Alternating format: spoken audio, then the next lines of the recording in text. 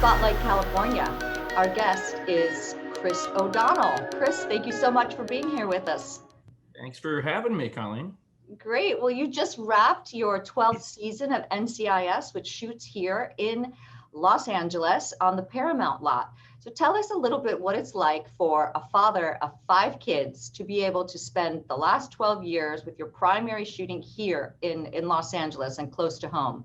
Well, it's been a complete luxury. I've, filmed all over the world pretty much over the last 30, 35 years. And it was a lot of fun when I was single and moving around and living in different places. But all of a sudden you start having kids and your priorities change a little bit. So ending up on a show like NCIS, where we've had a 12-year run, we're going to start our 13th, is so special in that we're here. My kids can be planted in one place and go to the same schools. But even more importantly, we have the best crews. I mean, it's just fact. The quality from top to bottom of the people that we work with in every department are just as good as it gets.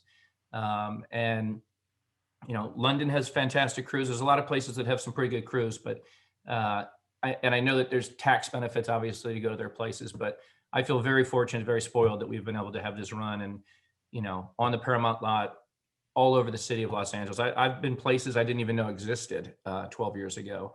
So very fortunate in that respect.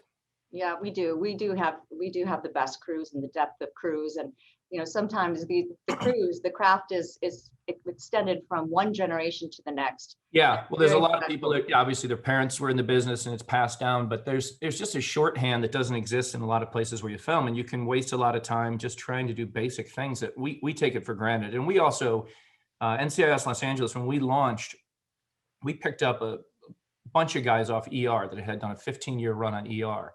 And that was an incredibly well-oiled machine. So it was kind of a lucky timing thing that we, even on top of having an LA crew, we got some of the absolute best people.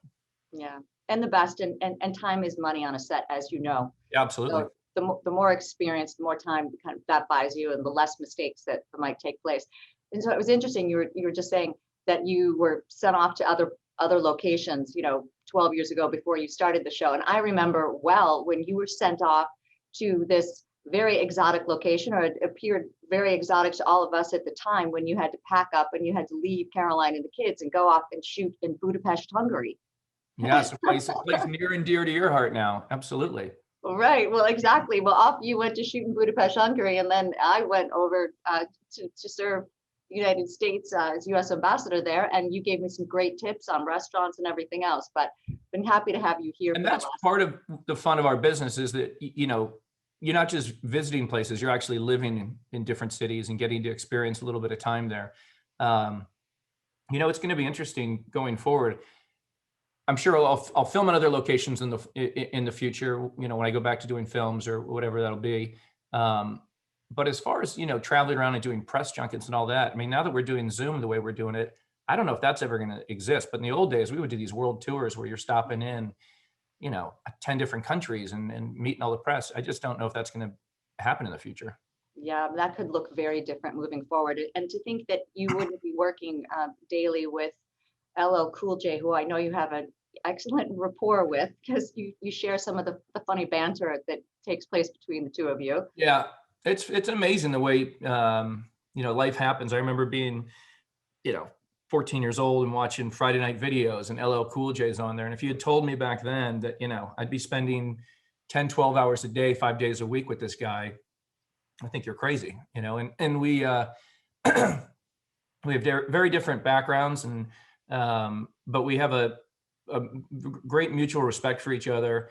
And I think that what's really important to us at its core is where we're most similar. So, on the outside, people must think we're just from different planets, but we have more in common than people think. Right. Well, I'm sure you do. And one of those being a very strong work ethic on both sides. Well, and also we had been around the block. We'd been doing this. Like I said, I started working when I was 4. I think I joined SAG in 1984. So I've been doing it a long time. And, it was interesting when this thing came up, because Todd, I call him Todd. Todd and I had the same attitude that, these shows are really tough to make work. And even if you've got on paper, you've got, great script and director and actors, who knows? You just don't know if people are going to tune in and watch it. And so we said, let's just work as hard as we can on this show and give it every opportunity to be successful. And then it's out of our control. It's just a matter of people tune in or don't tune in. And we were really fortunate to have a great lead in from the original show with Mark Harmon, and the fans kind of fell in love with our cast, and it's been an amazing run. Yeah, fantastic. Well, being here in California, you know very well that it's an important part of our cultural legacy, entertainment and all of the content that is made here and then distributed around the world. But it's also, big business, Yeah. and that's something. I mean, it's a known job creator here for the state of California. So you mentioned tax incentives in other jurisdictions, and yes, we have them here too. We're always kind of thinking about how to improve our competitiveness. But at the end of the day, we continue to have so many assets here in California. Well, it's like anything, when you know you're the best, you kind of don't have to negotiate as hard. And so, you want to keep the work and you want to accommodate people, but at the same time, you're not willing to give up everything to keep productions. Because the fact is, people still want to be here. When we got back from the pandemic, when we first started filming, and we thought, well, it'll be a ghost town, because we needed some more stage space. It was totally booked. We couldn't get any stage space. I mean, there are more productions going on right now. It's incredible. Yeah. In a lot of these locations, it's funny because there's so many iconic locations that people see in movies and on TV.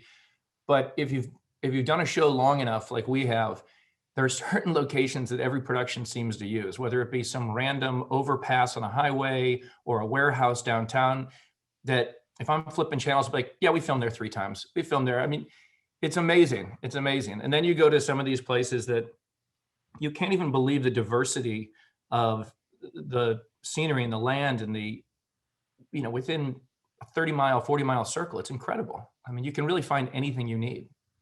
Right. I mean, it's so true.